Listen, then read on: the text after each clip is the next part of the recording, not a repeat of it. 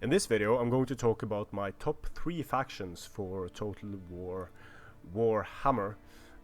There aren't that many factions to choose from, so the list is going to be fairly obvious, I think, which the top 3 factions are. Let's just start with CPU 3 here, which is, in my opinion, the top faction, mainly because they have... One of the things that the Empire lacks is the ability to have a direct damage spell as powerful as Spirit Leech on their Flying Lords. However, put Balthasar Gelt on an Imperial Pegasus and use the final transmutation on an enemy, and you will do a lot of damage to him and enemies around him. Then they have the Witch Hunter, which is a ranged hero, 362 missile damage, which is a whole lot of armor piercing damage there, and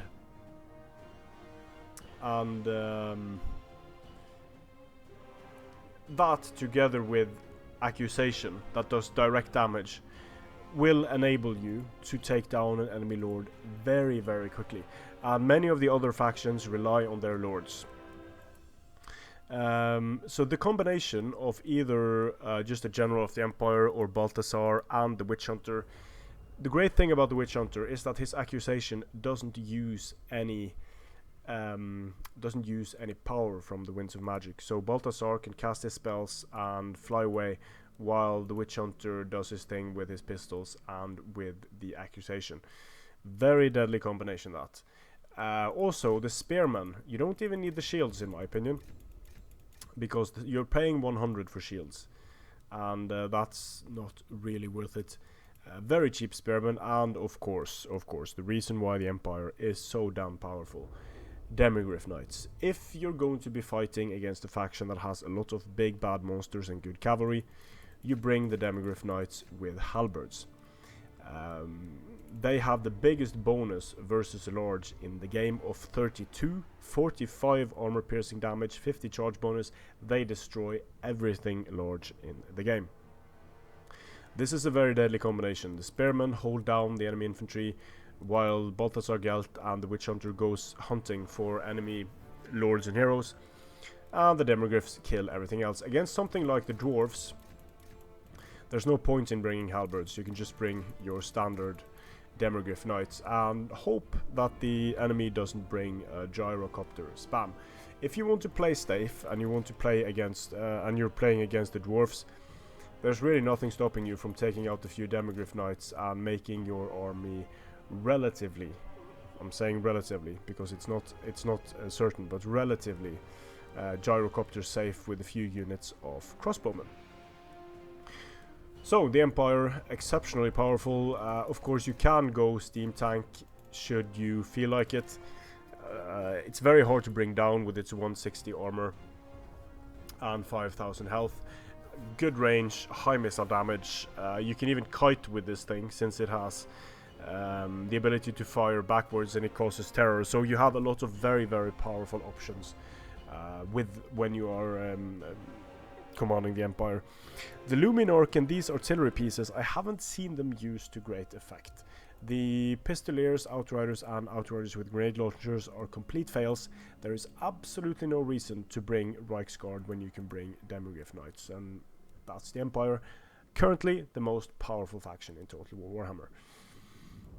Then we have the Greenskins, and I might be a bit biased here, but one of the things that makes the Greenskins great, the best, they have something a bit special in Asag the Slaughterer.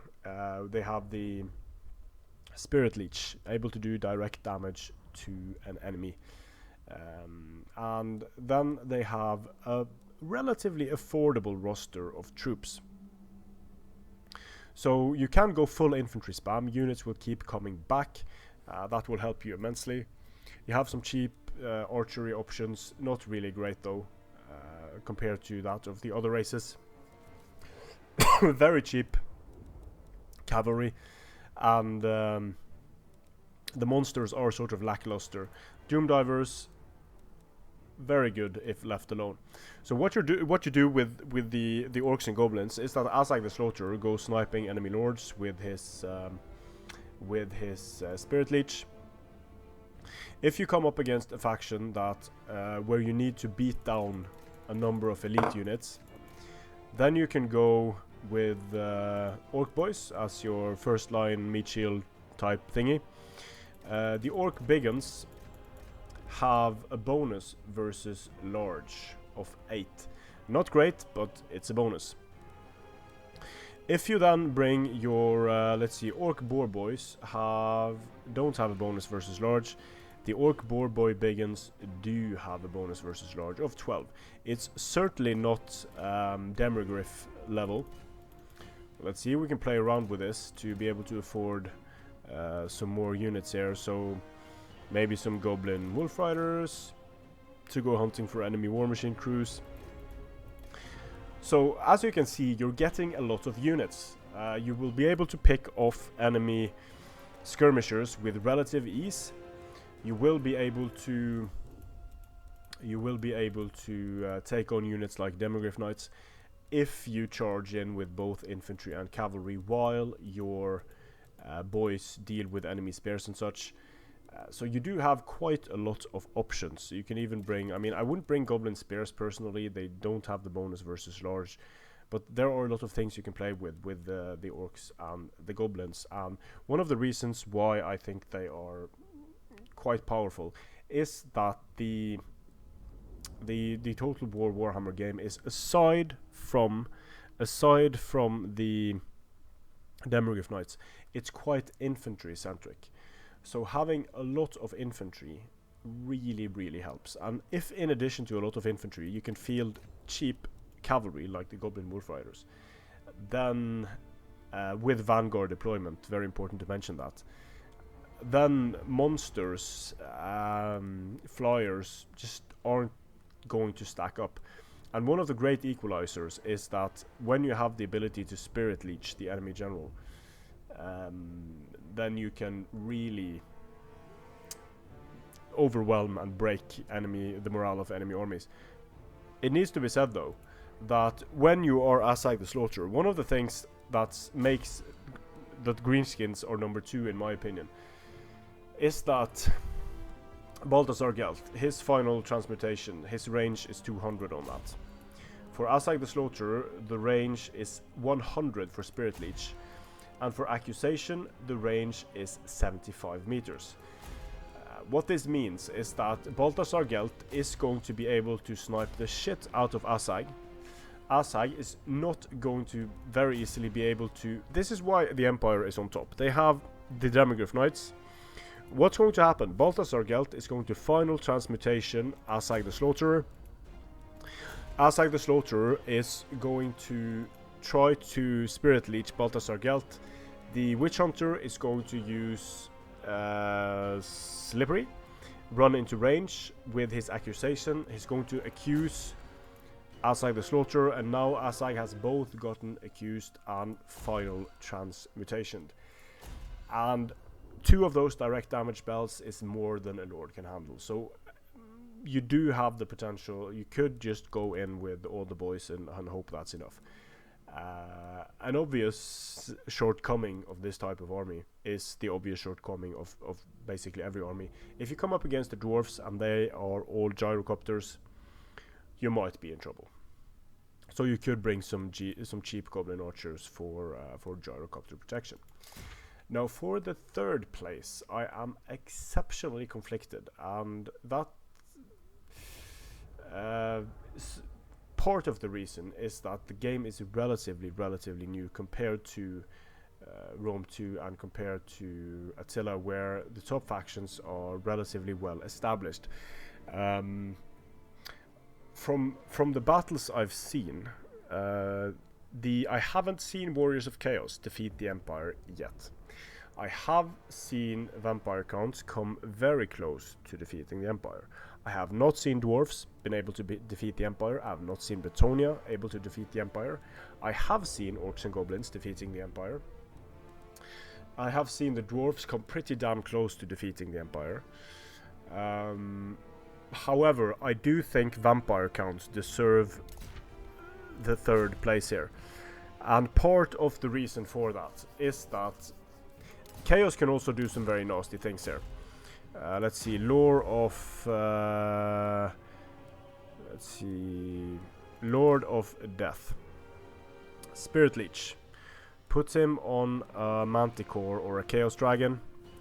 Then take your Chaos Lord of... Chaos Sorcerer of Death. Put him on a Barded Chaos Steed, for example, or just a Chaos Steed. Now you have 2 Spirit Leeches. That's going to hurt a shit ton. The thing is though, you can go full on Marauder spam and it can work very well indeed. Few Forsaken. The cavalry is a bit expensive for my tastes, but it can be made, it definitely may be made to work. This is a powerful combination, no question about it whatsoever. So the vampire counts can do something similar, where they bring Monfred, put him on a Hellsteed. Now you have the let's see, now you have the Spirit Leech.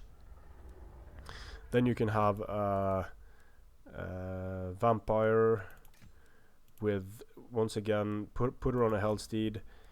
You have 2 Spirit Leeches now, and I keep talking about Spirit Leech and the direct damage spells, but the ability to go and deal direct damage to enemy heroes and lords is immensely important. For example, with Monfred, if you put him on a Hellsteed, he costs 1900, so more than 10% of the army, and leadership of course goes to shit if he dies.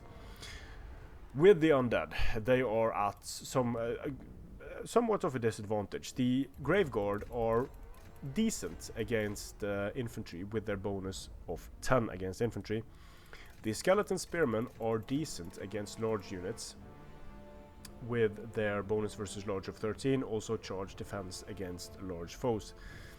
The big beasties here I haven't found great use for. With the undead, you can bring bats to go over and annoy enemy war machine crews and artillery. If you really want to take them out, Vargeists are your ticket. So while the slow undead advance towards the enemy, the spears protecting the Graveguard, then Vargeists are going to go and cause mayhem to enemy war machine crews and such, which of course your Vampire and Manfred von Karstein also can do. So if you want to just bring a shambling dead type of army, you can bring a lot of skeleton warriors, a lot of skeleton spears, and a lot of Graveguard, and even the orcs and goblins are going to have a hard time chopping through all this. Or you can go more balanced, of course. But the undead, in my opinion, deserve the third place because they have a lot of fear-causing units. They have the ability to snipe the enemy general. They have terror-causing units. And since basically all of these undead units cause fear, the loss of the enemy general together with a rare charge, which you can inflict very cheaply with these Fellbats, is enough to break a lot of enemy units. And the Fellbats can also be used relatively effectively against sending them against cavalry, stopping the cavalry, then you send in skeleton spears. A lot of different options. I am quite conflicted about the number 3 place there, but there are I'm fairly certain it's not the dwarfs because they are so limited in their mobility. And although it's quite ironic because the dwarfs are one of the only factions able to deal with the Empire's spam of demogryphs by just using a bunch of gyrocopters, and the undead do not sort of have a direct counter against the demogryph knights. A unit like the Terrorgeist will get destroyed, surrounded and destroyed by the demogryph knights. So certainly that is a factor. But these silly armies aside, I think the vampire counts can do a reasonable job against a lot of the factions out there. But this list could change once we see how people use these armies to greater effect in tournaments. There might be some cool spell combinations we don't know about, some nice unit combinations we haven't seen yet, but usually the game stabilizes relatively quickly, and people find out very quickly over the course of maybe 30 to 50 games which factions are the shit and which are shit. Strength and over.